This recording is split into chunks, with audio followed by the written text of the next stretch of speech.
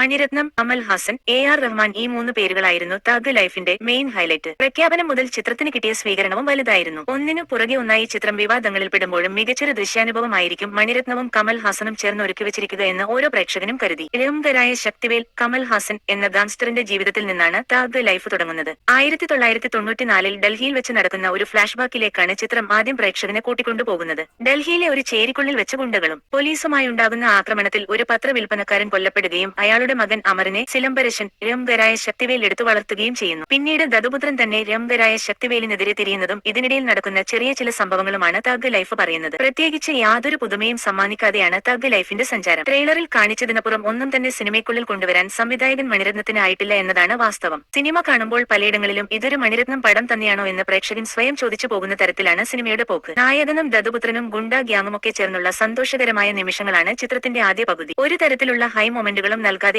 Interval വരെ cinema പോകുന്നത്. കുറച്ചെങ്കിലും പ്രേക്ഷകൻ എൻഗേജിംഗ് ആയി മാറുന്നത് രണ്ടാം പകുതിയിലാണ്. കഥയില്ലായ്മ തന്നെയാണ് തഗ് ലൈഫിന്റെ വലിയ പോരായ്മ. മുൻപ് പറഞ്ഞതുപോലെ ട്രെയിലറിന് പുറത്തേക്ക് യാതൊന്നും തന്നെ സിനിമയിലില്ല. മണിരത്നം ടച്ചും ഫീലുമൊക്കെ പ്രതീക്ഷിച്ച് തിയേറ്ററിലേക്ക് പോകുന്നവർക്ക് വലിയ നിരാശയായിരിക്കും ചിത്രം. നായകന് ശേഷം 38 വർഷങ്ങൾക്ക് ശേഷം കമൽ ഹാസനൊപ്പം മണിരത്നം വരുമ്പോൾ ഏറ്റവും മികച്ചത് തന്നെയാകും പ്രേക്ഷകനും പ്രതീക്ഷിക്കുക. മേക്കിങ്ങിൽ പോലും ഒരു പുതുമ തോന്നാത്ത വിധമാണ് തഗ് ലൈഫ് ഒരുക്കിയിരിക്കുന്നത്. കമൽ ഹാസനും മണിരത്നവും ചേർന്നാണ് ചിത്രത്തിന് തിരക്കഥ ഒരുക്കിയിരിക്കുന്നത്. ഗെറ്റപ്പുകൾ പരീക്ഷിക്കുന്നതിൽ കമൽ ഹാസനെ വെല്ലാൻ മറ്റൊരു നടനുണ്ടാകില്ല. തഗ് ലൈഫിലും 3 ഗെറ്റപ്പുകളിലാണ് കമൽ ഹാസൻ എത്തുന്നത്. രംഗരായ ശക്തിവേലിന്റെ 3 കാലഘട്ടങ്ങളാണിത്. ഇത് മൂന്നും കമൽ ഹാസൻ എന്ന നടനിൽ ഭദ്രമായിരുന്നു. കുടുംബനാഥനായും ഗാങ്സ്റ്ററായും കമൽ ഹാസൻ തിളങ്ങി. ആയോധന കലയോടുള്ള കമൽ ഹാസന്റെ താല്പര്യം തഗ് ലൈഫിലും കാണാം. നേപ്പാളിലെ മഞ്ഞുവീഴ്ചയിൽ നിന്ന് ബുദ്ധ സന്യാസികൾ രക്ഷിച്ചെടുക്കുന്ന രംഗരായ ശക്തിവേൽ നാട്ടിലേക്ക് തിരികെ എത്തുന്ന ആയോധന കലകളൊക്കെ അഭ്യസിച്ചിട്ടാണ്. ആക്ഷൻ രംഗങ്ങളിലും കമൽ തന്നെയാണ് മുന്നിട്ട് നിന്നത്. കമൽ ഹാസനൊപ്പം തന്നെ അമർ എന്ന കഥാപാത്രത്തിലൂടെ ചിമ്പുവും ഒപ്പത്തിനൊപ്പം നിന്നു. മണിരത്നം ചിമ്പുവിന് ഒരുക്കിയിരിക്കുന്ന ഇൻട്രോ സീൻ ഗംഭീരമാണെന്ന് പറയാതെ വയ്യ. ആക്ഷൻ രംഗങ്ങളിലും ഇമോഷണൽ രംഗങ്ങളിലും ചിമ്പു സ്കോർ ചെയ്തിട്ടുണ്ട്. സിനിമ കഴിഞ്ഞാലും പ്രേക്ഷക മനസ്സിൽ തങ്ങി നിൽക്കുന്ന ഒരു കഥാപാത്രമാണ് തൃഷ അവതരിപ്പിച്ച ഇന്ദ്രാണി.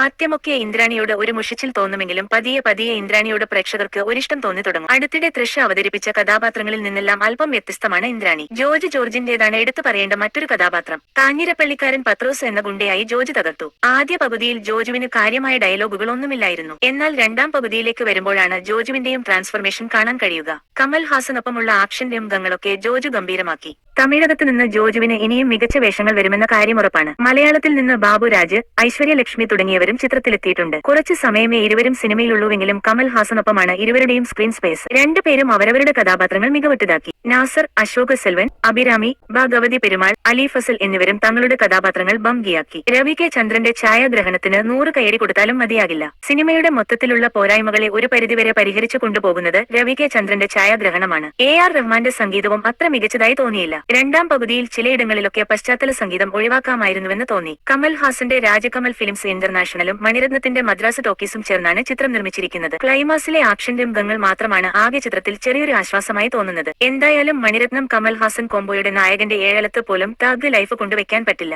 കമൽ ഹാസൻ സിനിമകൾ കാണാൻ ഇഷ്ടമുള്ളവർക്ക് ഒരു വൺ ടൈം വാച്ചബിൾ എന്ന നിലയിൽ മാത്രം ചിത്രം കണ്ടിരിക്കാം.